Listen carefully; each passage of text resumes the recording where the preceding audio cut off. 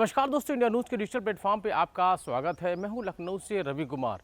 इन दिनों चर्चाएं चल रही हैं भारत और पाकिस्तान के बीच जो संघर्ष विराम हुआ है, यानी कि युद्ध विराम हुआ है, उसके बाद एक शांति का माहौल बना हुआ है और इस पर दोनों ही देशों के लोगों की निगाहें। जम्मू कश्मीर और इंटरनेशनल बॉर्डर से लगे हुए जो अन्य इलाके हैं, वहाँ पर अब पूरी तौर पर शांति का माहौल देखा जा रहा है। हालांकि अगर बीती रात की बात करें तो किसी भी तरह की घटना की कोई भी खबर सामने नहीं आई है। ये एक बड़ी बात है कि इतने लंबे समय तक चली तनातनी के बाद पूरा है जो बॉर्डर का जो इलाका है पूरी तौर पर शांत माहौल के साथ देखा गया। जम्मू कश्मीर और इंटरनेशनल बॉर्डर से लगे हुए अन्य इलाकों में बीती रात काफ़ी शांति बनी रही और जिससे कहीं ना कहीं लोगों में बेहद ही राहत की सांस ली गई। खास बात यह भी रही, इस दौरान किसी भी तरह की कोई भी घटना की खबर इस दौरान नहीं सामने आई है।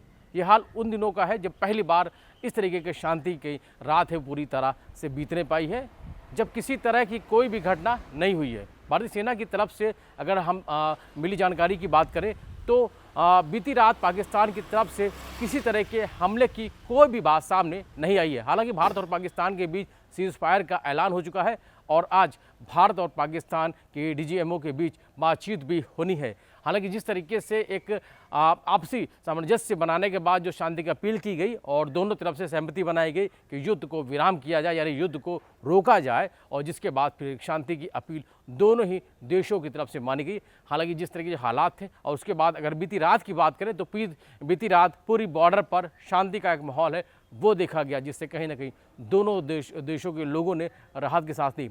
भारतीय सेना के मुताबिक अगर हम बात करें तो जम्मू कश्मीर और अंतर्राष्ट्रीय सीमा से लगे हुए अन्य इलाकों में रात काफ़ी हद तक पूरी शांतिपूर्वक बनी रही और किसी भी तरह की घटना की कोई भी जानकारी सामने नहीं आई है। और ये हाल उन दिनों का है जब पहली बार एक रात पूरी शांति के साथ गुजरने पाई है, यानी कि जहां पर दोनों ही देशों के बीच एक लोगों के बीच में एक चिंता बनी हुई थी और वो रात शांति के साथ गुजरने के बाद लोगों ने इसको लेकर काफ़ी राहत की सांस ली है।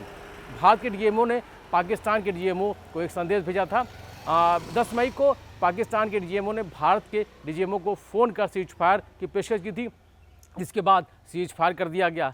लेकिन कुछ ही घंटों के बाद पाकिस्तान ने सीज फायर तोड़ दिया और जिसके बाद विदेश सचिव की तरफ से जानकारी आई कि पाकिस्तान ने इन उल्लंघनों को समाप्त करने के लिए उचित कदम उठाने और स्थिति से गंभीरता और जिम्मेदारी के साथ निपटने का आह्वान किया है।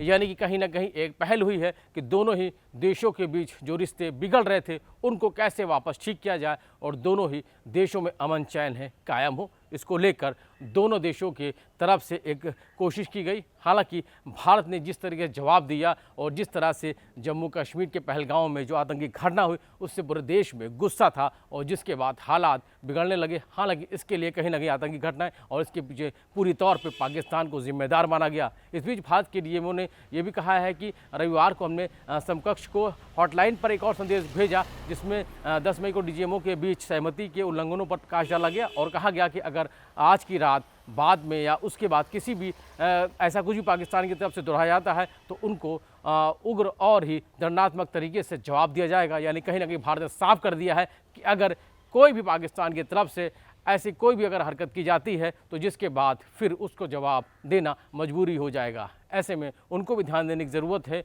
आपको बता दें, पहलगाम के आतंकी हमले के बाद भारत और पाकिस्तान के बीच तनाव चरम पर पहुंच गया था। हालांकि उम्मीद की जा रही है कि अब दोनों ही देशों की तरफ से शांति की जो अपील की जा रही है उसके बाद अब आने वाले समय में कुछ इस तरह की स्थिति बनती है। फिलहाल कहीं ना कहीं जो बीती रात का जो मंजर था, यानी पूरी शांति के साथ जो रात गुजरी है, यानी बॉर्डर के इलाके पे, उसको लेकर कहीं ना कहीं लोगों में बड़ी राहत की सांस जरूर ली गई।